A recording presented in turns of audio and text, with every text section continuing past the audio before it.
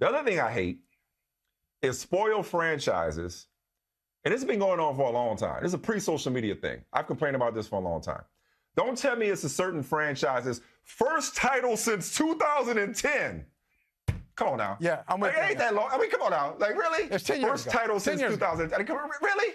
Really? Yeah. You got titles. You got teams that have never won titles. You got teams that have never been in the finals. Oh, I'm with you. How entitled to titles do you have to be? Remember way back in 2010? Stop it. I mean, You're all right, really? But you know what? When you're the Lakers, that's real. 10 years is a lifetime in LA. And so when LeBron is talking about how, for Laker faithful, they don't care what you did before you got here. The Lakers, right. they're like, Laker Nation is like Janet Jackson. Like, what have you done for me lately? Not lately. What have you done for me lately? It feels like NBA seasons that do not end with a Laker title didn't happen. It just didn't happen. A non-Laker champion is not a champion as far as they're concerned. It's like in New York, if you can make it here. It's two of them. The Celtics ain't quite like that. Celtics, I don't think the Celtics fans about to tie up tonight. Like it's the same. I'm not talking about the number. I'm not talking about the number. I don't find the Boston fans to be so elitist, and that's saying something about Boston fans. I don't find them to be so elitist that they don't recognize when another team wins a championship. This is what I'm saying. In New York, in New York, the saying is, if you can make it here, you can make it anywhere. Right. In LA, it's if you've won somewhere else, it doesn't matter until you've won here. Like if you have to do it as a Laker to truly be considered great by Laker fans. That's what, you know what I mean? Like that arrogance. It's different for them. Yeah. That arrogance and that elitism, it does exist with the Celtics too. That's why both of these franchises, because the Lakers will win, and I believe they'll win tonight. So that's 17 for the Lakers, 17 for the Celtics. Oh, see, hey, look, now we're going into another conversation. You are dead wrong, Michael. You are dead wrong. No, I'll tell you why. Lakers fans view themselves and their franchise as the crown jewel of the NBA. So do Celtics fans. But I'm saying, I'm not saying who's right. They may think they're the most successful franchises, but they don't view themselves as the center point, as the epicenter of the NBA the way LA does. Yes, they do. Yes, they do. Okay. Yes, they do. Sure. You live there. You live there. I'm telling you. You literally wrote the book. You literally wrote the book.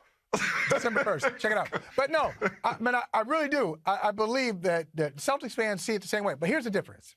And it's great. That's why the Celtics-Lakers rivalry is one of the great rivalries in sports, is that they both have an equal amount of championships, but they approach it in different ways. So they both have this arrogance and, hey, we're better than you are. They both do. Mm-hmm. All right. But the Lakers have actually had scoring champs. The Celtics have never had a scoring champ, and they're proud of it. They're like, we do it the right way. We don't want a scoring champ. We want to play the complete game. So Larry Bird was never a scoring champ. Sam Jones, none of them. Like Paul Pierce, never a scoring champ. They don't want that. So I think in LA, the celebrities who are there are from the movie industry, for a lot of movies and music. Boston celebrities are sports fans, like sports people. That's the difference. We got Bill Belichick, but it's still an arrogance. But it's East Coast Celtics arrogance versus West Coast Lakers arrogance. It's an arrogance. It's an arrogance like it's a Boston, New York arrogance type thing, or almost like a defense mechanism arrogance. Like, again, no disrespect to what they've accomplished, but that's exactly what I'm getting at. Like if it hits different in LA, Hollywood, second biggest market in the country. Okay. Yeah. Showtime and Celtic pride just don't sound the same. Okay, it's stars. The stars flock to LA. Courtside at a Laker game. The Lakers. Okay, I live in Connecticut. I'm still in New England. No, be real. Let's be real.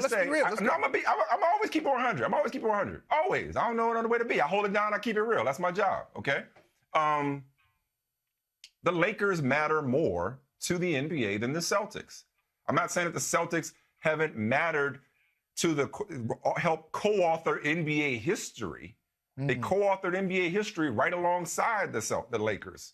I am not ignorant enough to suggest that the NBA wouldn't be what it is without Larry Bird or without Bill Russell before him or Red Auerbach, of course.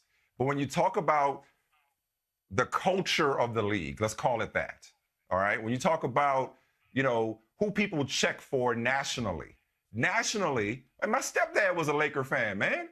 Like, my stepdad grew up rooting for Magic Johnson, And the culture war that was Showtime versus the Celtics, that was Magic versus Larry, especially among black people, Black America rolled with Magic Johnson, not Larry Bird. That's right. And so I'm saying the NBA, I know you say stop calling the NBA a black league, but if the NBA is a black league, black people rolling with the Lakers. I know it's not. Right. I know, but I'm just saying, it's like they're rolling with the Lakers, not the Celtics, if I may bring that part of it into it. So again, with all due respect to the Celtics and what they've done, they have the most championships. They have the greatest winner in team sports history. I'm not minimizing that. Simply saying that culturally, and the Lakers, it's different when the Lakers are on top. Well, you said culture. NBA culture. NBA culture.